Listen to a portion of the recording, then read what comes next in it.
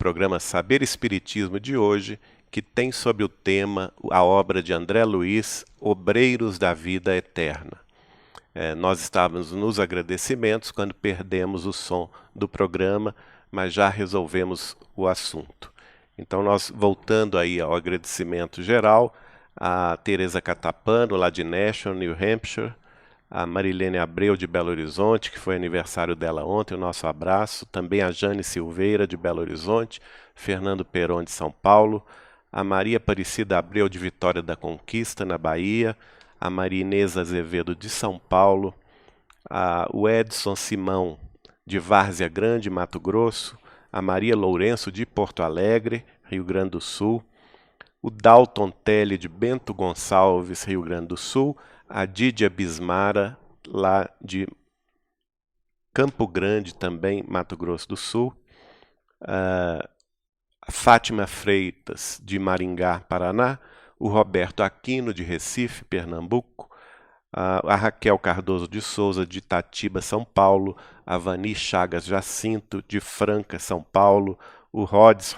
também da capital de São Paulo, a Constance, lá de San Diego, na Califórnia, Estados Unidos, a Lilian Machado, de Ribeirão Preto, em São Paulo, e o Edson Castanho, de Taquari, Mato Grosso, além da Lilian Carneiro, de Monte Carmelo, Minas Gerais. E também agradecemos os e-mails que recebemos do Caio. A gente vai responder, viu, Caio, pelo contato, pode aguardar. E também o Everaldo Colasso e o Érolus Ferrari Filho. Eu peço a vocês que aguardem a resposta via e-mail, tá bem? Bom, o programa de hoje, como eu disse, é sobre a obra Obreiros da Vida Eterna. A Obreiros da Vida Eterna, de Chico Xavier, mudando aí o slide, é ditado pelo espírito de André Luiz. Inicialmente, eu gostaria de falar, por exemplo, no próximo slide, temos a fala de Neio Lúcio. Neio Lúcio vai escrever através de Chico Xavier no culto do Evangelho, no lar da família Joviano, na Fazenda Modelo, enquanto Chico estava recebendo o livro Obreiros da Vida Eterna, né? Então Neio Lúcio vai comentar a respeito dessa psicografia. E ele disse assim: estamos satisfeitos com a possibilidade aberta a novo trabalho de André Luiz, que nós sabemos ser o Obreiros da Vida Eterna. Esse amigo, André Luiz, atendendo às solicitações de companheiros daqui do mundo espiritual, fará a descrição possível de alguns detalhes do umbral a que a quase totalidade dos encarnados aportam nos primeiros dias do além. Olha que coisa curiosa, né? A gente sabe que o livro depois vai descrever 5 desencarnações, 2 espíritas, 2 católicos e uma protestante, a maneira pela qual essas criaturas desencarnam, e vai descrever o que é possível também sobre o mundo espiritual inferior, que é vamos dizer assim, o umbral que circunda a Terra, não é? Então, é interessante essa observação de Neio Lúcio. Por quê? Porque não foi permitido naquela ocasião, segundo ele mesmo vai completar na sua psicografia, que o autor espiritual entrasse em detalhes mais profundos, que foram deixados para depois, e nós vamos saber, com o correr dos anos, que esses detalhes somente vieram quando Chico psicografa a obra Libertação, bem mais adiante. E ele fala assim, no próximo slide, ele fala assim: descreverá ele o que for possível, porque autoridades superiores determinaram, em contrário aos nossos desejos, de narrativas mais detalhadas dos sofrimentos purgatoriais. Convém que os aprendizes da verdade recebam o ensinamento com dosagem e calma. Neio Lúcio, no dia 10 de outubro de 1945. Olha que coisa curiosa. Então nós sabemos que a equipe espiritual próxima de Chico Xavier era quem? Era Emmanuel, era Neio Lúcio, Bezerra de Menezes e o próprio André Luiz. Eles queriam revelar mais. Emmanuel, Bezerra de Menezes, Neio Lúcio e André Luiz queriam entrar em detalhes mais profundos sobre os sofrimentos no umbral. No entanto, autoridades superiores a eles, segundo revelação do Neio Lúcio, determinaram em contrário ao desejo deles de mais detalhamento sobre a vida no umbral. Tá vendo como tudo obedece aí uma hierarquia, uma responsabilidade, uma organização superior, não é? E de fato, o André Luiz, que foi o mensageiro dessas informações, foi brando neste livro Obreiros da Vida Eterna, somente vindo a se aprofundar em respeito aos planos inferiores na obra Libertação. Né? Às vezes as pessoas perguntam, mas onde que está, em que livro que está essas informações de Emmanuel, de Neio Lúcio? Todas essas informações já são publicadas em livro da Vinha de Luz Editora. As de Emmanuel estão nos livros Deus Conosco e Iluminuras, e as de Neio Lúcio estão nos 4 livros da sua autoria, que são Sementeira de Luz, Sementeira de Paz, Colheita do Bem e Pérolas de Sabedoria, todos os livros de edição da Vinha de Luz Editora, tá certo? E são todas recebidas por Chico Xavier, a psicografia de Chico Xavier, no culto do Evangelho no lar da família de Rômulo Joviano, que era o chefe dele na Fazenda Modelo, onde o Chico Xavier trabalhava em Pedro Leopoldo, Minas Gerais. Ele frequentou este culto durante 18 anos seguidos, todas as semanas, 2 vezes por semana, de 1934 a 1952, que foi o ano, no final do ano, o Dr. Rômulo foi transferido para a cidade do Rio de Janeiro, capital federal da época, quando recebeu uma promoção no Ministério da Agricultura. Bom, no próximo slide vamos ver um resumo da obra Obreiros da Vida Eterna. Né? Nos 20 capítulos, se analisa a experiência dos espíritos no plano espiritual, né? Apresentando o trabalho dos obreiros de Jesus Cristo na assistência cristã, especialmente assistência aos desencarnados, aqueles que estão desencarnando, lutando contra trevas e sofrimento, fornecendo também notícias das zonas espirituais da erraticidade que envolvem a crosta terrestre.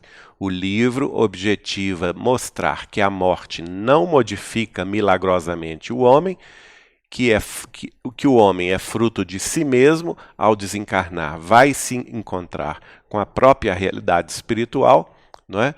No cumprimento, portanto, das leis divinas de causa e efeito, ação e reação. É aquela velha questão que Jesus colocou numa só frase: a cada um será dado segundo as próprias obras. Também nós vamos ver o equilíbrio que existe entre o mundo espiritual e as pessoas que estão desencarnando, cada uma delas recebendo aquilo que pode receber da assistência espiritual que merece, não é? E também a questão da evolução espiritual que independe da fé religiosa, tá certo? Não depende da fé religiosa, se é católico, se é protestante, se é espírita, o bem ou o mal morrer. Vai morrer, vai desencarnar bem quem viveu bem, quem principalmente se aproximou dos ensinamentos de Jesus Cristo aqui na Terra, no exemplo diário, né? Na vida diária, na sua plenitude aqui na Terra. Quanto mais plena é a pessoa de fé, de esperança, de amor, de caridade, certamente a sua passagem para o mundo espiritual será mais branda, mais pacífica e mais amorosa. Bom, também vamos ver que no livro está claro que ninguém morre, não é? A morte não existe, a personalidade não deixa de ser, não deixa de existir, ela apenas deixa uma veste rota, que é o corpo físico que vai baixar a campa, e segue a personalidade no mundo espiritual, nas vivências que lhe são características. O aperfeiçoamento prossegue, portanto, em toda parte, nos planos da vida espiritual, e a vida se renova plena, purificada, se a pessoa fez por onde merecer essa purificação, né? E se eleva também os quadros múltiplos dos servidores da luz, dos missionários da luz, que trabalham em prol desta questão espiritual. Vão nos conduzir, portanto, na desencarnação à vitória e à beleza, se fizermos por merecê-la, né? E a união suprema com a divindade, se tivermos alcançado aqui essa condição. Naturalmente é uma condição muito rara, tá certo? Agora vamos ao prefácio que Emmanuel nos dá nessa obra. Aliás, um prefácio lindíssimo, e nós vamos ver que a gente faz questão de acompanhar a apresentação que o livro recebe de Emmanuel, porque ele vai, aliás, o título do prefácio, que está no próximo slide, é Rasgando os Véus. Então, realmente, Emmanuel vai nos mostrar aí que o objetivo desse livro é rasgar os véus, né? O homem moderno, diz Emmanuel, pesquisador da estratosfera e do subsolo, esbarra ante os pórticos do sepulcro com a mesma aflição dos egípcios, dos gregos e dos romanos de épocas recuadas. Olha o que ele está querendo dizer para nós aí. Não é que, muito embora nós tenhamos avançado em conquistas científicas notáveis, tenhamos desbravado o subsolo, o solo marinho, não é? A estratosfera terrestre, e hoje nós podemos dizer as vastidões também do sistema solar, já que temos mandado várias naves pesquisando Júpiter, Saturno, Marte, Urano, Netuno, os confins do sistema solar, naves não tripuladas, né? A própria Lua, que já foi também com representantes humanos. Apesar disso tudo, na hora da morte, na hora da transição para a vida espiritual, nós estamos diante da mesma inquietação, do mesmo temor ou do mesmo desconhecimento e da mesma aflição que estava presente na vida antiga dos egípcios, dos gregos e dos romanos há milhares de anos atrás. Então, por quê? Por que a humanidade ainda não chegou a dominar esta questão? Por que tanta desinformação? Por que tanto desinteresse a respeito da vida espiritual? Por que tanto medo? Não há razão para a gente temer. É preciso a gente conhecer. Por isso que a doutrina espírita é consoladora e esclarecedora ao mesmo tempo, porque ela nos traz uma gama de informações tais e que nós hoje podemos utilizar essas informações para pacificar a nossa vida mental, a nossa vida moral e termos uma transição tranquila, com fé imorredora na sabedoria divina, que nenhum de nós está, portanto, desamparado diante da bondade de Deus, não é? E que a vida prossegue verdadeira, plena, depois da morte do corpo físico. A doutrina espírita, ela prova isso de maneiras inúmeras através das manifestações dos espíritos desencarnados, seja através da mediunidade de psicometria, de psicografia, de psicofonia, enfim, várias manifestações também de materialização. Nós tivemos ao longo da história, nos últimos 160 anos da doutrina espírita, inúmeros médiuns extraordinários que provaram, sem sombra de dúvida, a existência da vida além-túmulo, a comunicabilidade dos espíritos e, portanto, também nós temos condição de acessar essas informações para pacificar as nossas dúvidas. O maior deles, não precisa dizer, foi Chico Xavier. Né? Chico Xavier, 502 livros já publicados até hoje, uma literatura vastíssima e de informações valiosíssimas sobre a vida espiritual. Então, não há razão para estarmos hoje, em pleno século XXI, com as mesmas aflições que absorviam os antigos egípcios, gregos e romanos. No slide seguinte, vamos ver Emmanuel prosseguindo, dizendo: os séculos que varreram civilizações e refundiram povos não transformaram a misteriosa fisionomia da sepultura. Milenário ponto de interrogação, a morte continua ferindo sentimentos e torturando inteligências.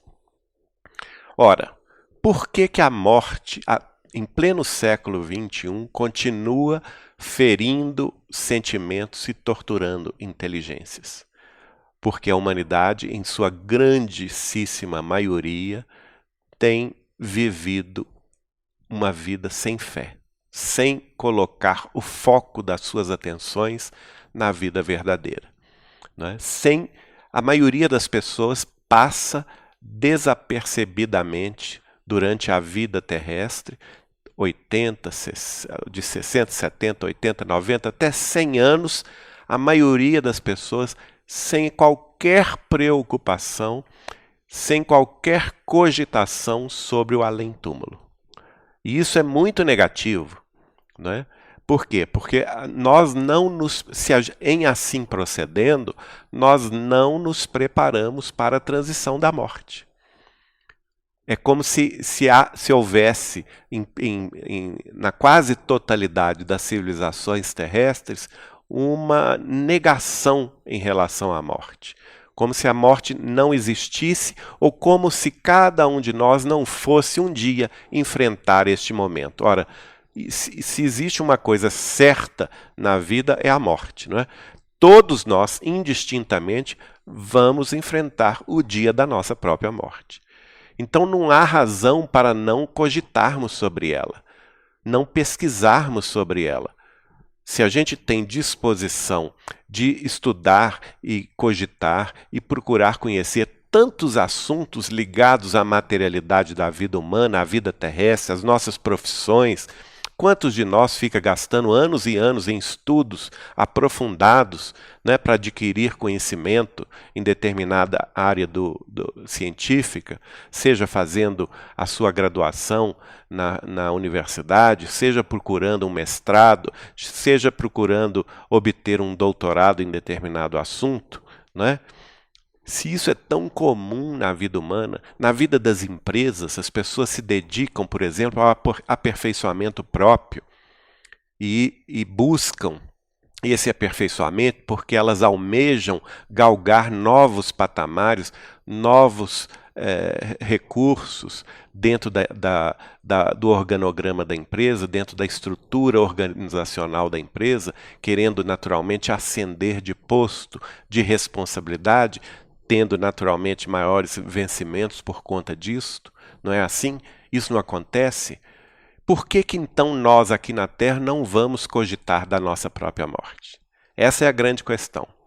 Por que deixar de lado este grande assunto ao qual todos indistintamente estamos ligados, independentemente de credo, independentemente de cultura, de nação, de religião? Todos nós vamos enfrentar a morte. Por que negá-la? Né? Então vamos utilizar o nosso raciocínio, a nossa cultura já adquirida para perquirir também, para estudar, para buscar conhecer o que há já de efetivo acerca do fenômeno da morte. E eu digo a vocês que há muita informação. Somente Chico Xavier são 502 livros. Allan Kardec deixou, entre os livros básicos e os livros da Revista Espírita, 30 volumes sobre o assunto, sobre pesquisas. além de outros médiums, além de outros pesquisadores, como Leon Denis, Gustave Deleuze, Alexander Aksakov e vários outros pesquisadores da época de Kardec, no século XIX, no início do século XX, né? E que estudaram fenômenos mediúnicos, estudaram cientificamente os fenômenos mediúnicos, né? Comprovando-os, inclusive, como foi o caso de William Crookes, que depois recebeu um prêmio Nobel da Academia da Suécia. Enfim, somente a obra de Chico Xavier são 502 volumes. Vamos pesquisá-la, minha gente? Este volume ao qual nós estamos nos referindo hoje, Obreiros da Vida Eterna, escrito pelo espírito de André Luiz, é fantástico nesse sentido, porque ele nos dá informações detalhadas sobre o fenômeno da morte, como o fenômeno da desencarnação, como nós espíritas chamamos, se processa. O modus operandi da desencarnação é dado, e ele escolhe 5 exemplos extraordinários de 2 católicos, 2 espíritas e uma protestante, mostrando que independe da fé. A maneira como a pessoa desencarna ou por outra morre, independe da sua fé. E depende muito mais do bem que a pessoa fez, do amor que ela sente e de como ela viveu aqui na Terra bem. Se ela viveu bem, no sentido do amor, da fraternidade, não tem como ela passar por sofrimentos além túmulo, tá certo? Então, nós estamos aqui diante de uma verdade. Os séculos que varreram as civilizações e refundiram os povos não transformaram, como diz Emmanuel, a misteriosa fisionomia da sepultura, que continua como um ponto de interrogação, não é? É esse ponto de interrogação que nós precisamos responder. Não nós, na vida física, mas os espíritos respondem através da mediunidade de Chico Xavier, não é? No parágrafo seguinte, nós vamos ver: e em todas as escolas religiosas, prossegue Emmanuel afirmando, a teologia, representando as diretrizes de patriarcas veneráveis da fé, procura controlar o campo emotivo dos crentes, acomodando os interesses imediatistas da alma encarnada. Aqui Emmanuel vai chamar uma atenção, dar um puxão de orelha, né, aos patriarcas veneráveis da fé, que, ao invés de atacarem o problema de frente, pesquisarem de fato essa questão da morte, ao invés de se lançarem a uma pesquisa isenta a respeito da existência do espírito após a morte e das consequências morais advindas do tipo de vida da pessoa aqui na Terra e aquilo que ela vai receber de retorno no mundo espiritual, eles acabam por acomodar os interesses da sua fé aos interesses imediatistas do seu rebanho, né? Da alma encarnada. Então, Emmanuel, no fundo, está puxando a orelha aqui das escolas religiosas, dos teólogos, e eu digo mais, isso não isenta o espírita dessa chamada de atenção, não.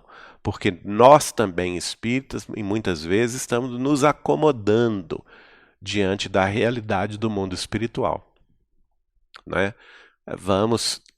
É preciso, portanto, ter grupos de estudo, grupos sérios de estudo nas casas espíritas, nos centros espíritas, para estudar a obra de André Luiz, as revelações que vieram através de Chico Xavier, comparando-as com os clássicos do Espiritismo, comparando-as, por exemplo, com o livro O Problema do Ser, do Destino e da Dor, de Leon Denis, que foi um grande filósofo que deu sequência à obra de Kardec na França. comparando também nos grupos de estudo o que Allan Kardec nos trouxe de realidade palpável, pesquisada por ele no livro O Céu e o Inferno, um dos livros da codificação espírita, não é?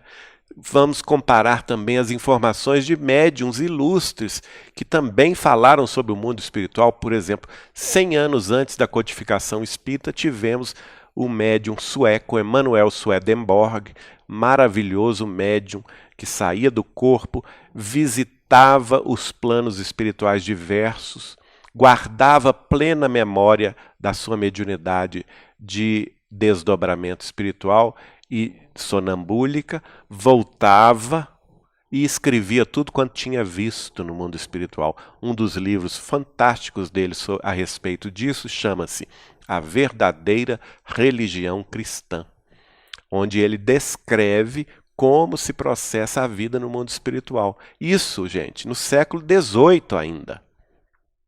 Esse livro, para quem quiser pesquisar, está disponível gratuitamente na internet.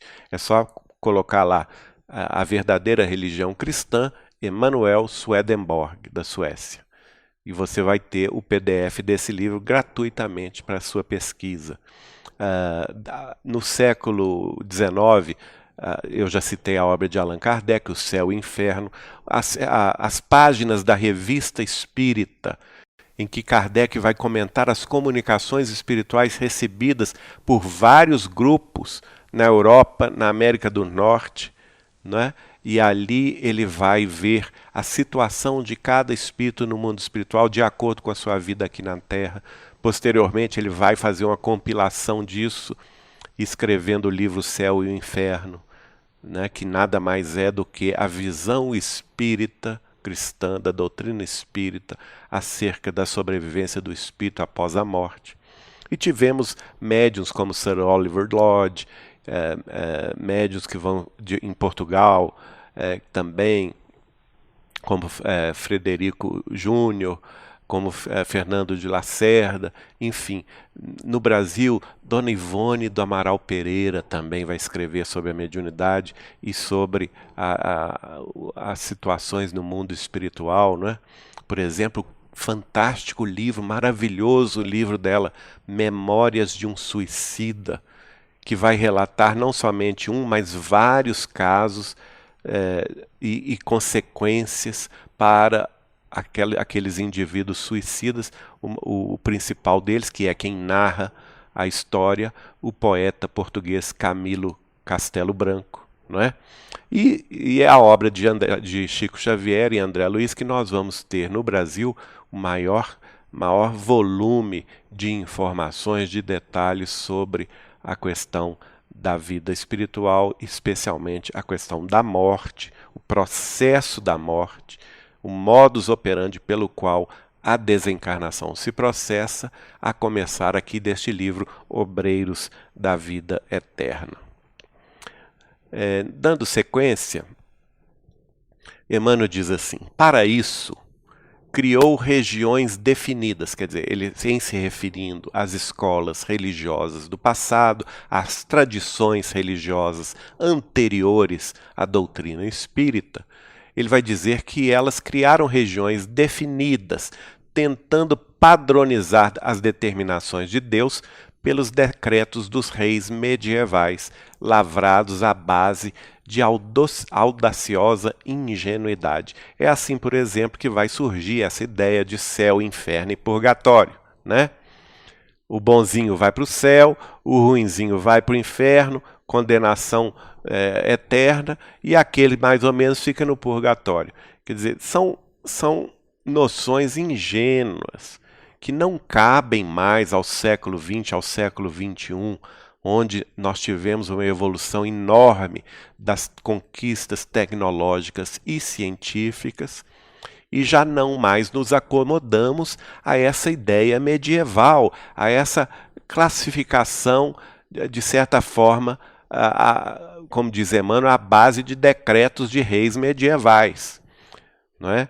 Onde aqueles que seguem determinada fé estão salvos e vão para o céu, e aqueles que não seguem determinada fé são condenados ao fogo do inferno Ora, não é por aí, não é? No próximo slide nós vamos ver Emmanuel dizendo o seguinte: indubitavelmente existem sim as províncias de angústia punitiva e dor reparadora nas mais variadas dimensões do universo. Ou seja, não quer dizer que as regiões purgatoriais ou infernais não existam. Elas existem sim, na medida em que são consequência do mal que a criatura humana, seja onde estiver encarnada, realize ou pratique. Por quê? Porque existe uma lei universal, que é a lei divina, resumida muito bem por Jesus Cristo naquela fala: a cada um será dado segundo as próprias obras. E nós, na doutrina espírita, estudando os princípios básicos codificados por Allan Kardec, nós podemos compreendê-la muito bem na questão da ação, lei de ação e reação. Aliás, tem um livro de André Luiz com esse nome, que vai analisar esse assunto. O livro chama-se Ação e Reação, né? Que nada mais é também do que uma lei universal de causa e efeito. Não existe um efeito, não é?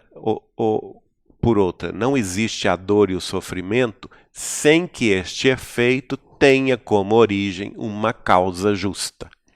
Porque, do contrário, Deus seria injusto, né? O Criador seria uma personalidade completamente injusta se ele privilegiasse uns em detrimento de outros.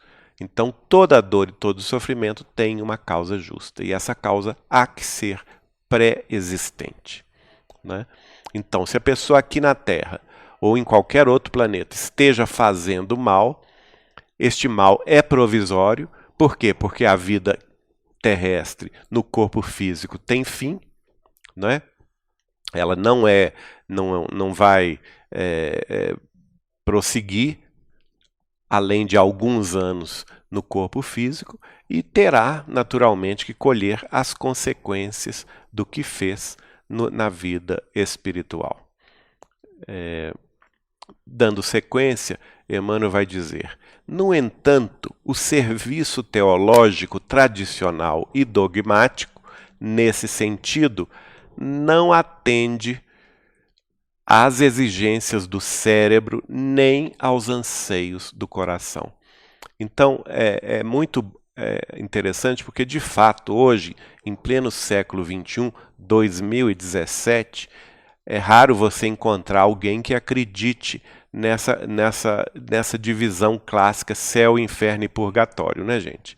E raro também são aqueles que acreditem, por exemplo, numa condenação eterna. Ora, se Deus é Pai, nós que aqui, seres humanos, que temos filhos, os filhos erram. O que a gente faz? A gente corrige os filhos, né?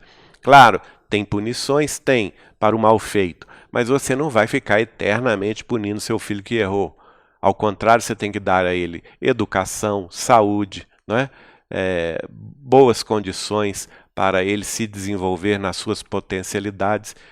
Se nós fazemos isso com os nossos filhos, ora, Deus, que é Pai de infinita bondade, infinito amor, a causa primária de toda a criação, não é? O Criador por excelência, ele não poderia ser diferente, não poderia ser menor do que os sentimentos humanos. Claro que existe a consequência para os erros, mas essa consequência não pode ser eterna.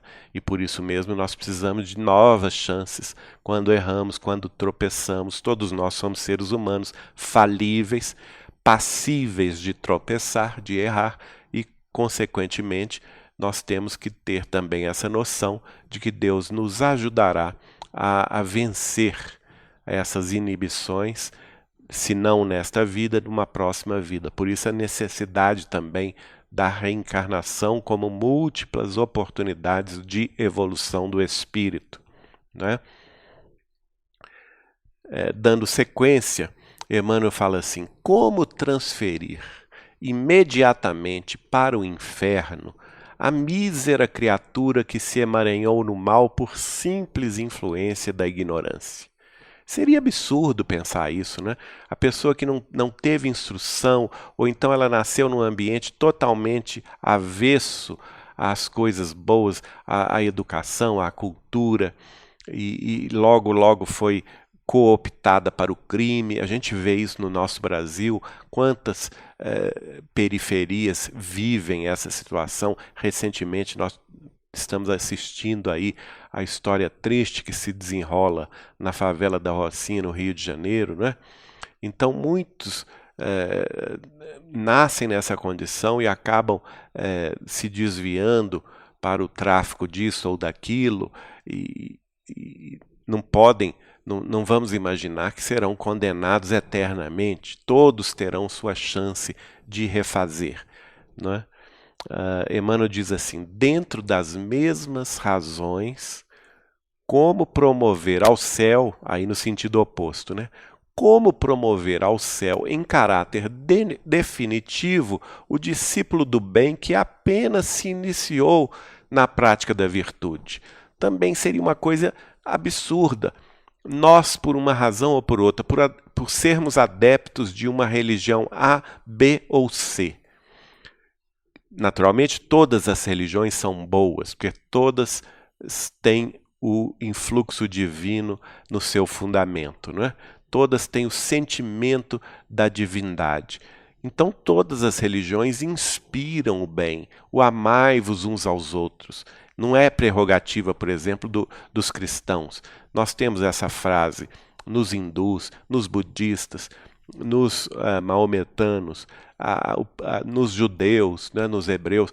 O amai-vos uns aos outros é um apelo universal de Deus que está em todas as religiões, todas as escolas religiosas. Ora, todos nós continuamos, embora aceitando esta ou aquela religião, continuamos falíveis, continuamos cheios de erros, embora muitas vezes trilhando o caminho do bem. Mas trilhando o caminho do bem, subindo um degrau, tropeçando o outro, a gente vai errando e acertando, tentando fazer uma vida digna aqui na Terra, mas isso não significa que estamos salvos de nós mesmos. Não significa que estaremos no mundo espiritual ingressos nos planos da mais absoluta beatitude, da mais absoluta perfeição divina. Não chegamos nesse ponto. Uma vida terrestre de 40, 60, 80, 100 anos é incapaz de fazer no nosso íntimo de almas imortais esta evolução, esse salto evolutivo. Nós podemos acertar muito, vamos ser recompensados pelos nossos acertos, sim, não resta dúvida, mas isso não nos ingressa nos planos da vida imortal, nos planos da beleza, do amor imortais. Ainda precisaremos muitos séculos, quiçá milênios, para empreendermos esse burilamento de nossa alma imortal no sentido mais amplo, não é? E Emmanuel diz: como haver-se no paraíso o pai carinhoso cujos filhos fossem entregues a Satã? Não é? Como é que seria isso? Um pai que tenha vivido aqui na Terra condignamente e que, no entanto, tenha filhos que não seguiram os exemplos do pai e ingressaram no crime. Então o pai vai para o céu e os filhos vão para o inferno. E esse pai lá no céu vai ficar feliz de saber que os filhos estão no inferno? É uma ideia bastante assim, infeliz, né? Uma ideia bastante pueril até da vida espiritual. No slide seguinte, Emmanuel diz assim: que alegria se reserva à esposa dedicada e fiel que tem o esposo nas chamas consumidoras do inferno. Não é? A mesma coisa, um casal, um deles é uma pessoa devotada ao bem e o outro irresponsável. Como é que seria isso na vida espiritual? Estaria tudo bem? Né? Emmanuel ainda pergunta o seguinte no próximo slide: como justificar um inferno onde as almas gemessem distante de qualquer esperança? Seria Deus assim tão vingativo que pudesse não ouvir o clamor dos seus filhos que sofrem? Ainda que eles estivessem sofrendo com razão, né, em resposta aos males praticados? Claro que não, né, gente? O amor universal preconiza que não pode ser assim. O amor universal, o amor infinito de Deus, haverá de ter caminhos para a regeneração de todos os seus seres, os seus filhos criados por Ele. Quando, diz Emmanuel, na esfera terrestre, sob limitações de várias ordens, há caminhos para todas as formas e todos os seres.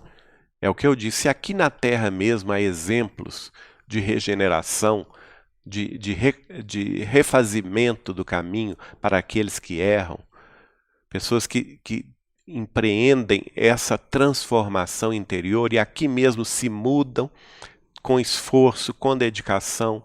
Se aqui elas podem começar de novo, fazer um novo caminho, um caminho do bem, mesmo que tenha errado no passado, da mesma forma nós temos que encarar o mundo espiritual. O mundo espiritual não é de condenações eternas, não é de fogo eterno, nada disso. Claro, é um mundo de realidade, não vamos fugir disso. Como diz Emmanuel, nós todos, isso está lá no livro Deus Conosco, vamos encontrar a soma dos nossos defeitos e dos nossos acertos, lutando bravamente por dar sequência ao programa da evolução espiritual que nos compete trilhar, não é? Prossegue ainda Emmanuel meditando, nos fazendo meditar sobre essa causa. Ele diz assim: onde ao influxo renovador do Evangelho de Jesus Cristo existem grandes escolas de regeneração e curas psíquicas aqui na Terra, se existe isso aqui na Terra, não existem? Grandes grupos de fraternidade, sejam eles católicos, protestantes, espíritas, e mesmo aqueles que não têm vinculação com qualquer escola religiosa, que empreendem, por exemplo, programas de recuperação de drogados, de criminosos, programas de recuperação de viciados de todas as ordens e que são bem-sucedidos, né, em hospitais, em clínicas, em orfanatos, em creches, em asilos. Se isso existe aqui na Terra, pessoas inspiradas, principalmente no Evangelho de Jesus, que estão trabalhando para o bem, estão trabalhando para a recuperação dos seus coordenados e atingem essa recuperação aqui na Terra mesmo, que se dirá, portanto, também no mundo espiritual. No próximo slide ele vai dizer como admitir um céu onde o egoísmo recebesse consagração absoluta, sem nenhuma compaixão pelos que caíram em ingênuas armadilhas? Não é possível a compreensão espírita cristã, especialmente do século XX e XXI, com as informações de Chico Xavier, persistir nesse erro, não é? Não existe esse céu egoísta, onde os justos estão na beatitude do gozo da sua bem-aventurança, dissociados ou sem qualquer interesse pelo sofrimento daqueles que vivem nas zonas purgatoriais, que nós espíritas chamamos de umbral e de planos inferiores. Isso é inconcebível para a doutrina espírita. Por quê? Porque existe uma lei fundamental, uma lei divina, que preside todos os movimentos da associação social humana. E esta lei chama-se Lei de Solidariedade, Lei de Amor e Caridade. Ela preside todas as manifestações da evolução do espírito humano. Então, aquele que mais tem, aquele que mais sabe, aquele que já se preparou por caminhos mais elevados, ele tem, por consequência, por conseguinte, ele tem uma obrigação de dar, de procurar aqueles que menos têm ou que menos sabem. Essa é a lei de solidariedade. E a lei de solidariedade está em função em todos os planos da vida universal. Os planos mais elevados da vida espiritual, onde vivem aqueles representantes, legítimos representantes do Cristo, aqueles servidores fiéis de Jesus ou dos iluminados de todas as religiões, estão trabalhando em favor daqueles que menos sabem e que menos podem. Estão trabalhando no mundo espiritual, ajudando os planos inferiores. E nós aqui na Terra estamos num plano inferior, né? A crosta terrestre nada mais é do que um plano inferior da vida, onde ainda sobrevive ou ainda prevalece o mal, a ignorância, o crime e a guerra. Então vamos olhar para o nosso próprio umbigo. A sociedade terrestre é um plano inferior de vida. E, no entanto, nós não estamos desamparados das benesses do mundo espiritual superior, dos nossos guias, dos nossos mentores, dos nossos anjos, né? Sejam eles, tenhamos com eles a classificação que as diversas religiões têm, nós todos temos esses benfeitores da vida maior que nos ajudam a progredir e a vencer as nossas inibições, os nossos desafios dia após dia. Prossegue Emmanuel dizendo no prefácio do livro Obreiros da Vida Eterna: são interrogações oportunas para os teólogos sinceros da atualidade. Então, tudo isso que Emmanuel colocou no prefácio do livro, essas interrogações, é para nos fazer pensar. Se somos teólogos, se somos estudiosos de algum conhecimento religioso na face da Terra, de forma sincera, nós temos que enfrentar essas questões com valor, de frente, face a face. Nós estamos diante de um espelho. E esse espelho é a realidade espiritual do ser humano. Nós vamos encarar face a face esse espelho da realidade espiritual ou vamos esconder a realidade sob o patrocínio de ilusões e fantasias pueris, como o próprio Emmanuel fez referência, de concepções ainda medievais? Não é possível a preponderância de tais ilusões. E por isso, o Espiritismo, diz ele, começou o inapreciável trabalho de positivar a continuação da vida além da morte, fenômeno mais do que natural do caminho de ascensão do Espírito. Então a missão do Espiritismo está aí, revelada por Emmanuel. Ele começa, ele não é a última palavra, note bem, o próprio Kardec, quando ele faz o seu estudo, a sua compilação, o que nós chamamos de codificação espírita, na pesquisa que ele fez com diversos médiuns, diversas manifestações espirituais, e através dessa pesquisa, a compilação que ele fez no chamado Pentateuco kardeciano, o Livro dos Espíritos, que expõe a filosofia espírita, o Evangelho segundo o Espiritismo, que expõe a moral espírita, moral e ética espírita, o Livro dos Médiuns, que expõe a ciência espírita, e as consequências da vida além-túmulo, que está muito bem exposto no livro Céu e Inferno, e as consequências da evolução do espírito, que está exposto no livro A Gênese. E toda esta obra compilada por Kardec é, depois dele, no século XX, desdobrada e muito por Chico Xavier, a quase 100 por 1, Chico Xavier já com 502 livros publicados até hoje, dando uma nova dimensão a esse novo conhecimento humano. E Emmanuel está dizendo aqui uma coisa importante: tudo isso não é mais do que o começo de um novo processo de ascensão da humanidade terrestre. O Espiritismo começa o inapreciável trabalho de positivar a continuação da vida além túmulo. Quem vai terminar essa positivação? Não será o Espiritismo. O Espiritismo ele antecede essa positivação, né? O próprio Emmanuel, em determinado momento, vai escrever sobre a obra de André Luiz que eles estavam levantando o véu à verdade. Começo de levantar o véu à verdade. Mas é a ciência, sim, é a ciência terrestre que haverá de chegar no ponto de positivar isto, a realidade da vida além túmulo. Eu me lembro que o Chico falava conosco, lá nos idos da década de 80 e da década de 90, ele comentava, por exemplo, eu nunca me esqueci disso, ele dizendo que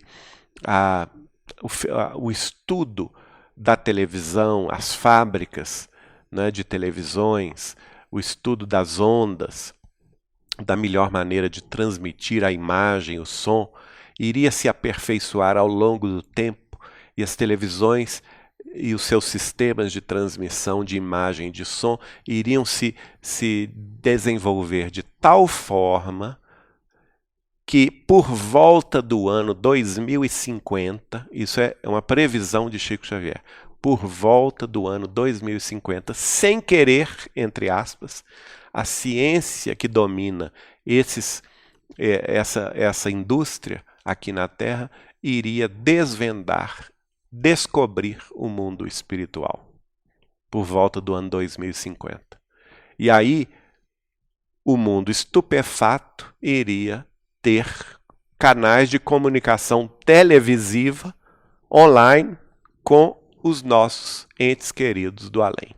Já imaginaram isso? Que humanidade será essa? Daqui a alguns anos, não faltam muitos anos, nós estamos em 2017, né? São 33 anos. Em 33 anos, uma descoberta dessa científica terá um impacto tão grande na convivência do dia a dia da humanidade terrestre, que terá talvez muito mais influência do que teve, por exemplo, a descoberta da América em 1492, ou do que a descoberta do Brasil em 1500, não é? Serão paradigmas que estarão ruindo, paradigmas antigos, por exemplo, da vida material, que a vida não está além da vida corporal, e novos paradigmas científicos que estarão se erigindo, se estabelecendo para sempre nas coletividades humanas, né? Por isso é que Emmanuel está dizendo aqui que o Espiritismo apenas começa esse inapreciável trabalho de positivar a continuação da vida além túmulo, além da morte do corpo físico, que nada mais é, volto a dizer com o nosso Emmanuel, fenômeno natural do caminho de ascensão. A morte nada mais é do que um fenômeno natural do caminho de ascensão. E agora ele vai passar para a conclusão. Ele diz assim: a morte não extingue a colaboração amiga, o amparo mútuo, a intercessão confortadora, o serviço evolutivo. As dimensões vibratórias do universo são infinitas, como infinitos são os mundos que povoam a imensidade. Olha que beleza essa colocação de Emmanuel, né?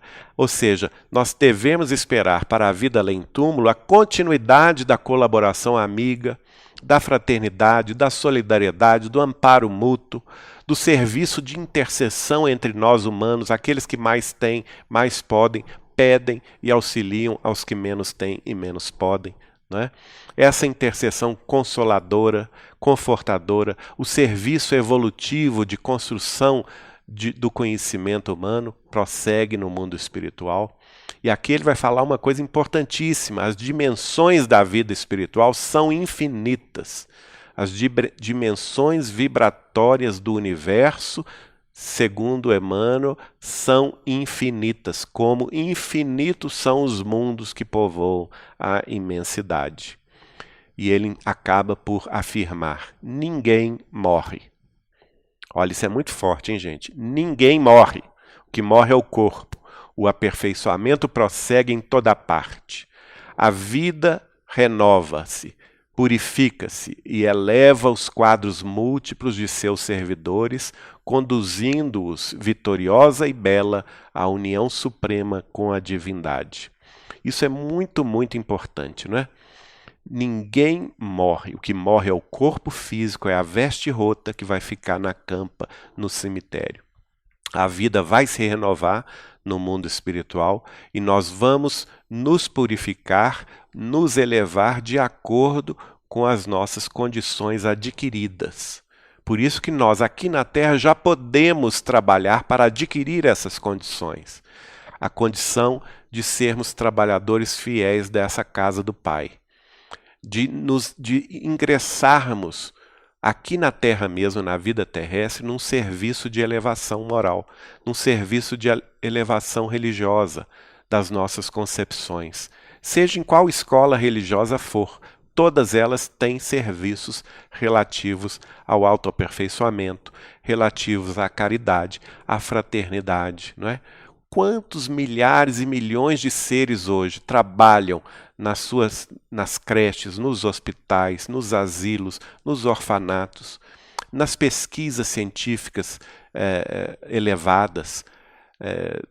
Quantos e quantos estão trabalhando para o bem, para a conquista de novos patamares do conhecimento humano e também da fraternidade humana entre os homens. Então, isso tudo vai prosseguir no mundo espiritual, nos elevando e nos encaminhando para a vitória com o bem. Allan Kardec vai agora concluir Emmanuel. O inesquecível codificador refere-se várias vezes em sua obra à erraticidade, onde estaciona considerável número de criaturas humanas desencarnadas. Esse foi o termo que Allan Kardec se utilizou na sua obra, na codificação espírita, para se referir ao mundo espiritual pós-mortem, né?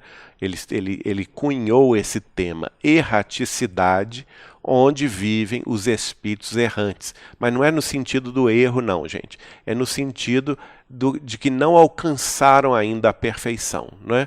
Então a erraticidade nada mais é do que os diversos planos da vida espiritual após a morte do corpo físico, que abriga, naturalmente, as criaturas desencarnadas. E ele prossegue dizendo: transferir-se alguém da esfera carnal para a erraticidade não significa ausentar-se da iniciativa ou da responsabilidade, nem vaguear em turbilhão aéreo sem diretivas essenciais, né?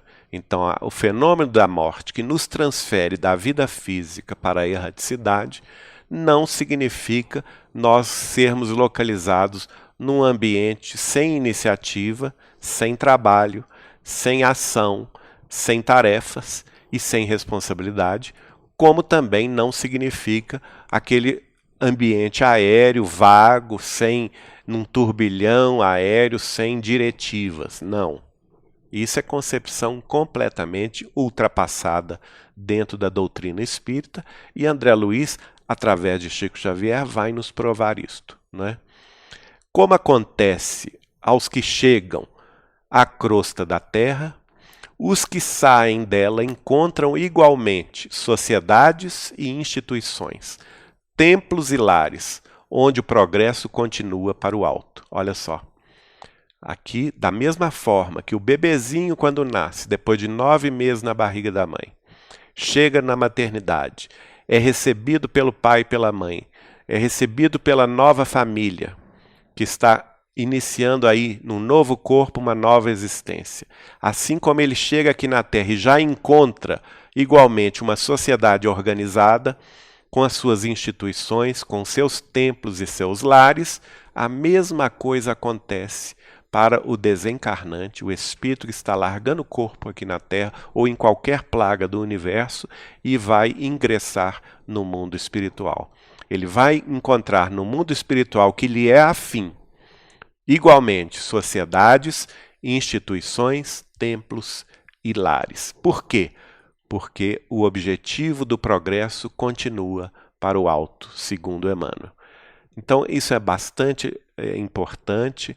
Nós vamos ver que essa é o prefácio de Emmanuel, do livro Obreiros da Vida Eterna, né, um prefácio que nos abre o caminho de compreensão para a gente ler esse livro com espírito de pesquisa, com espírito isento de preconceitos, para a gente observar o modus operandi da desencarnação, que vai ser descrito a partir de então, e a gente tem que agradecer aí, no próximo slide, a editoração desse PPS por Antônio Carlos Tauá, né? E aqui a imagem de André Luiz, que é o espírito de Carlos Chagas, quem nos transmitiu essas informações que a partir da semana que vem estaremos tratando em minúcias. A gente agradece o carinho de todos, desculpando-nos aí pelo pequeno atraso do início, mas estamos aqui na Ale TV à sua disposição através do e-mail de contato@saberespiritismo.com e também aqueles outros que nos assistiram na fanpage do portal Saber Espiritismo no Facebook. Muito obrigado. Não se esqueçam de dizer de onde estão assistindo, a cidade de onde acompanharam o programa, e estamos sempre às ordens para responder às suas questões e também corrigir o que estivermos falando de errado. O nosso muito boa noite, o nosso agradecimento e até a próxima semana, quarta-feira, às 19 horas, quando daremos prosseguimento ao estudo da obra Obreiros da Vida Eterna, de André Luiz e Chico Xavier.